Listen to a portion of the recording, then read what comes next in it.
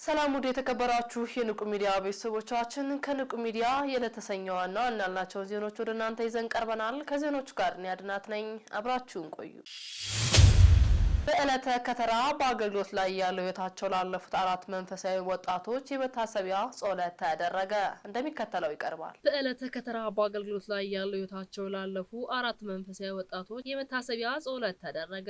የ2018 ዓመተ ምህረት በዓለ ጥምቀትን በደማቅ መንፈሳዊ ስርዓት ለማክበር በሁሉም የሀገራችን ክፍል ባሉ ኦርቶዶክሳውያን ወጣቶች በተለመደው በኩል የታቦቱን ክብር ለመጠበቅ ያዘጋጁት ሰረገላ ለአገልግሎት እያቀረቡ በነበረበት ወቅት ባጋጠመ የኤሌክትሪክ አደጋ ህይወታቸውን ላጡ 4 የኮየ ፍጨ ደብረ ፀሐይ መድኃኔዓለም ቤተክርስቲያን አካባቢ መንፈሳዊ ኦርቶዶክሳውያን ወጣቶች ብፁዓን አበው ሊቀ ጳጳሳት በተገኙበት ጸሎተ ፍትሐትና የመታሰቢያ መርሃ ግብርም ተከናውኗል። ጥር 16 ቀን 2018 ዓ.ም ከቀኑ 8 ሰዓት ጀምሮ እስከ ህይወታቸው ፍጻሜ ባገለገሉበት በኮየ ፍጨ ደብረ ፀሐይ መድኃኔዓለም ቤተክርስቲያን በተደረገው ጸሎተ ፍትሐትና የመታሰቢያ መርሃ ግብር ላይ ብፁዕ አቡነ ሳይሮስ የጠቅላይ ቤተ ክህነት ዋና ስራ አስኪያጅ፣ የደቡብ ምዕራብ ሸዋና ሸገር ከተማ ሀገረ ስብከት ሊቀ ጳጳስ ብፁዕ አቡነ ዲዮስቆሮስ የቅዱስ ሲኖዶስ ዋና ጸሐፊ፣ የራያ ሀገረ ስብከት ሊቀ ጳጳስ ብፁዕ አቡነ ሚካኤል የደቡብ ጎንደር ሀገረ ስብከት ሊቀ ጳጳስ፣ ብፁዕ አቡነ ኤልሳ የምዕራብ አርሲና የኢትዮ ሶማሌ ጅግጅጋ ሀገረ ስብከት ሊቀ ጳጳስ፣ የመንበረ ፓትርያርክ ጠቅላይ ቤተ ክህነት ጽሕፈት ቤትና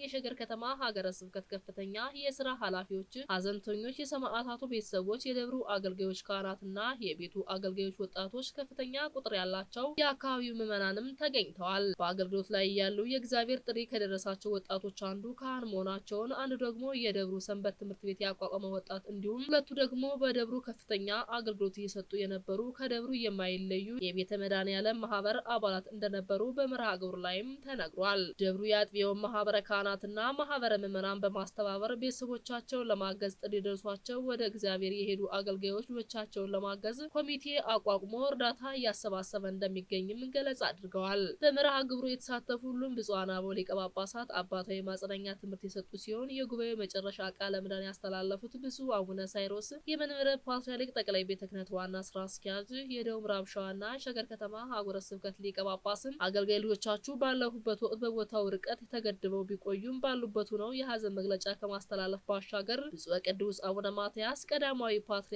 ርዕሰ ሊቃነ ጳጳሳት ዘኢትዮጵያ ሊቀ ጳጳስ ዘአክሱም ወዕጨጌ ዘመንበረ ተክለ ሃይማኖት በጸሎት እንዲያስቧቸው በማሳሰብ በወቅታዊ መልእክታቸው እንዲዘክሯቸውም አስደርገዋል። ልጆቻችሁ ከኛ በመለየታቸው ከፍተኛ ሐዘን ቢሰማንም በአገልግሎት ላይ እያሉ በመጠራታቸው ታላቅ በረከት የደረሳቸው በመሆኑ ልትጽናኑ ይገባል በማለት ሀዘንተኛ ቤተሰቦችንም አጽናንተዋል። ብፁዕ አቡነ ዲዮስቆሮስ የቅዱስ ሲኖዶስ ዋና ጸሐፊና የራያ ሀገረ ስብከት ሊቀ ጳጳስ ቃሌን የሚጠብቅ ሞት አያይም በሚል መነሻ የነፍስ ሞት እንዳይደርስብን ዛሬ የምንዘክራቸውን ካህናትና ወጣቶች በቤተ እግዚአብሔር ህይወታችን ልንመሰርት ይገባል በማለት አባታዊ ምዕዳን አስተላልፈው መርሃ ግብሩ ፍጻሜም ሆኗል። ብፁዕ አባታችን አቡነ ጎርጎርዮስ በባቱ ከተማ ላይ በዝዋይ ሐመረ ብርሃን ቅዱስ ገብርኤል ገዳም እየተገነባ ያለውን ግዙፍ የትምህርት ቤት መንታ ፎቆች ጉብኝት አደረጉ። ተጨማሪ ያለን ብፁዕ አባታችን አቡነ ጎርጎርዮስ በባቱ ከተማ በዝዋይ ሐመረ ብርሃን ቅዱስ ገብርኤል ገዳም እየተገነባ ያለውን ግዙፍ የትምህርት ቤት መንታ ፎቆችን ጉብኝትም አድርገዋል። ብፁዕ አባታችን አቡነ ጎርጎርዮስ የምስራቅ ሸዋ ሀገረ ስብከት ሊቀ ጳጳስ፣ የዝዋይ ሐመረ ብርሃን ቅዱስ ገብርኤል ገዳምና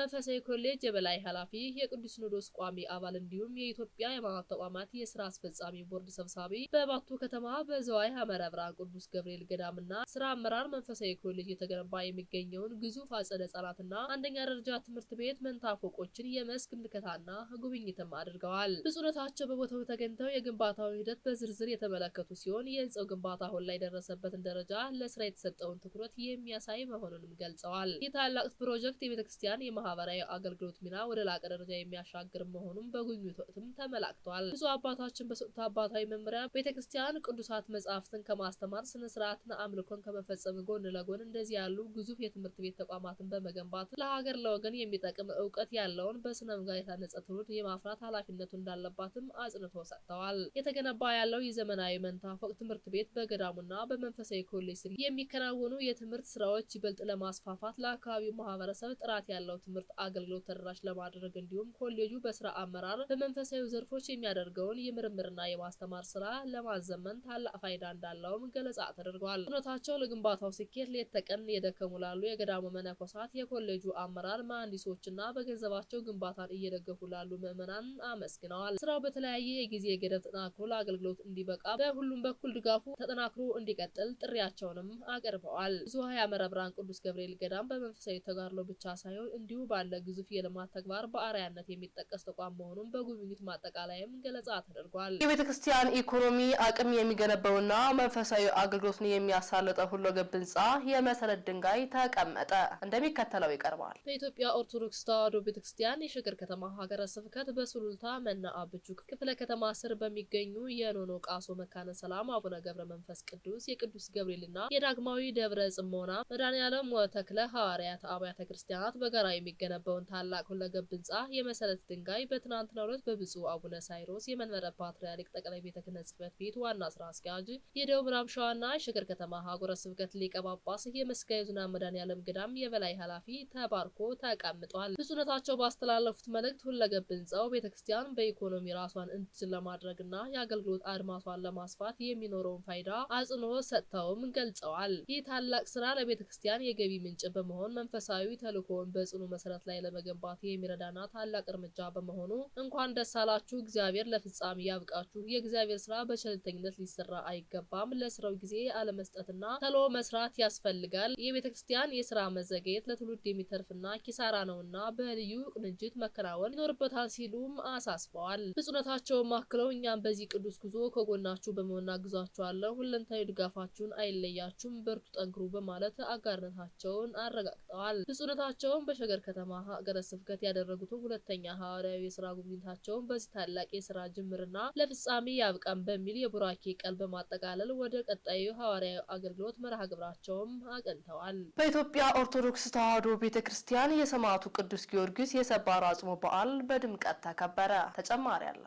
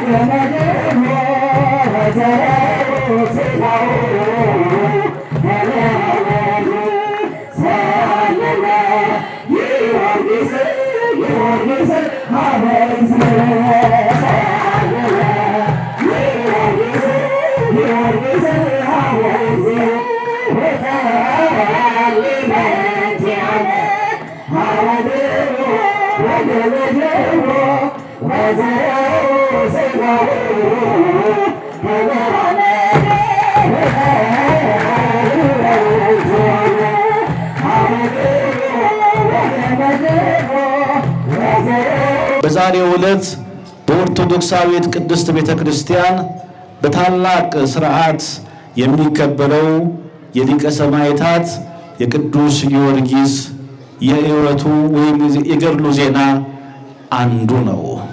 ቅዱስ ጊዮርጊስ በ10 ዓመቱ አባቱን ያጣ፣ ከ20 ዓመቱ ጀምሮ አባቱን ተክቶ የቤተሰብ ኃላፊነቱን የተረከበ እግዚአብሔር የመረጠው ጻድቅ ራሱንም ለእግዚአብሔር የለየ ቅዱስ ነው።